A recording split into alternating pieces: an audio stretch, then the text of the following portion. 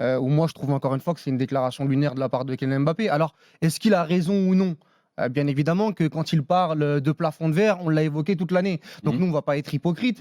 Nous, on l'a dit ici, on l'a expliqué à plusieurs reprises, que ce soit sur le coach, que ce soit sur l'effectif, notamment par rapport à l'ambition du PSG de gagner la Ligue des Champions. Donc on va pas contredire Mbappé. Maintenant, Kylian Mbappé, il est dans le bateau.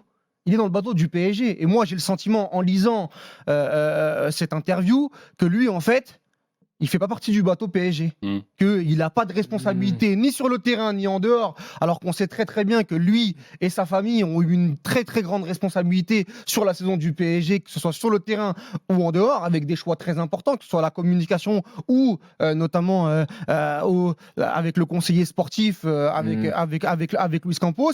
Et surtout, voilà, quand il parle, c'est moi j'ai fait une bonne saison, moi j'ai mis mes buts, je peux pas faire gros, je suis pas un magicien. Et puis il envoie quand même 2-3 sous-entendus à ses coéquipiers en disant voilà, il y a un plafond de verre autour de moi, finalement, on peut pas faire autre chose. Et moi, ça me dérange. Qu'il le pense, pourquoi pas, parce que c'est peut-être la réalité, mais qu'il l'envoie comme ça, en filigrane d'une saison où ça a été très très compliqué pour le PSG, je trouve ça encore lunaire. Pour moi, cette interview, alors j'ai cherché des parallèles, mais qui ne collaient pas, parce que ça aurait été avec dans des sports de combat qui sont des sports individuels, comme Conor McGregor ou Mohamed Ali. Est-ce que c'est pas comme un enfant dont Non, mais si tu mets ces mots dans la bouche d'un mec star de NBA comme Michael Jordan ou LeBron James, tout le monde trouverait ça absolument génial. Moi, j'ai pas de problème avec ce genre de propos, dans la mesure où il continue de confirmer sur le terrain qu'il est un joueur au-dessus des autres.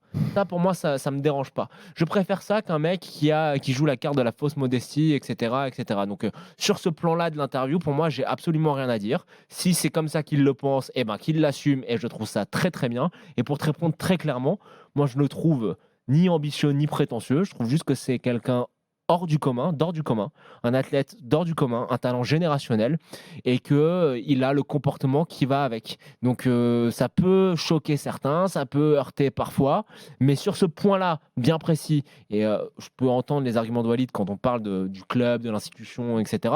Mais quand il parle de sa carrière, il en parle comme il en veut, et je trouve que là, bah écoute, si c'est comme ça qu'il pense, nickel, dis-le, il l'assume au moins. 32-16, si vous voulez réagir. Mais, oui, pour le coup, il l'assume. C'est très bien. Il faut lui reconnaître, et bon, là, il prend cher en ce moment Kylian Mbappé de toutes parts, mais là, c'est quand même un exercice délicat. Ce que je disais tout à l'heure, on vient pour lui parler de lui. Tu es sur un fil entre, comme dit Jonathan, la fausse modestie ou ce qui peut paraître de l'arrogance. D'ailleurs, lui-même en parle dans l'interview. C'est quand même pas facile d'être entre les deux. Non, mais le côté, moi, ce qui me dérange, je vais insister là-dessus, c'est ma carrière. T'es dans un club de foot. Oui, d'accord. Tu vois ce que je veux dire ? Non, mais on parle quand même de distinction individuelle dans un club de foot, dans un sport collectif à la base. Et ressortir, alors bien évidemment, ça reste une distinction individuelle, mais le côté, oui, bah moi, ma carrière, je suis égoïste, moi, ma saison. Tout le monde est comme ça. Bon, ok, d'accord, mais moi, je trouve que ce football-là. Si t'avais percé, Walid. Non, mais ce football-là, moi, je trouve qu'encore une fois, me dérange. Moi, pour moi, le football, c'est le football d'aujourd'hui. Bah voilà, d'accord, mais oui, mais le football de statistiques. T'es un rêveur. Non, mais le football de statistiques, j'ai fait mes stats, j'ai mis mes buts, on banalise mes buts. Ouais, mais quand est-ce que tu as mis tes buts ? À quel moment ? Est-ce que ça a été important ? Est-ce que tu as fait des bons matchs ? Est-ce que, avec ta qualité, ta capacité à te créer énormément d'occasions, est-ce que tu en as mis autant par rapport à ce que tu as créé ? Ton joueur favori, c'est Samir Nasri, c'est ça ? Oui, enfin, mon joueur, oui. Un de tes joueurs favoris, c'est Samir Nasri. Bon, bah, par exemple, Samir Nasri, dans son passage à Marseille notamment, il incarnait aussi ce nouveau football qui avait tendance à devenir ultra individualiste, avec une concentration sur les performances personnelles, la carrière avant tout. La carrière avant tout, pas sur le terrain, ça, ok. Mais je te parle des à côté. Bien sûr. C'est un meneur de jeu collectif. Mais peut-être. Et je trouve que moi, ces joueurs, je ne les blâme pas, parce que c'est des comportements qui sont malheureusement, et c'est ça, là, on peut se rejoindre, des comportements qui sont malheureusement devenus normaux. Avec le foot qui a changé, à l'image de ce qui se passe dans la société, on a des sociétés qui sont de plus en plus individualistes, de plus en plus dans la démonstration de ce qu'on fait en tant qu'individu, avec les réseaux sociaux, etc. Et le foot représente ça, et Mbappé, comme Nasri l'était à son époque, sont juste des produits culturels de leur génération.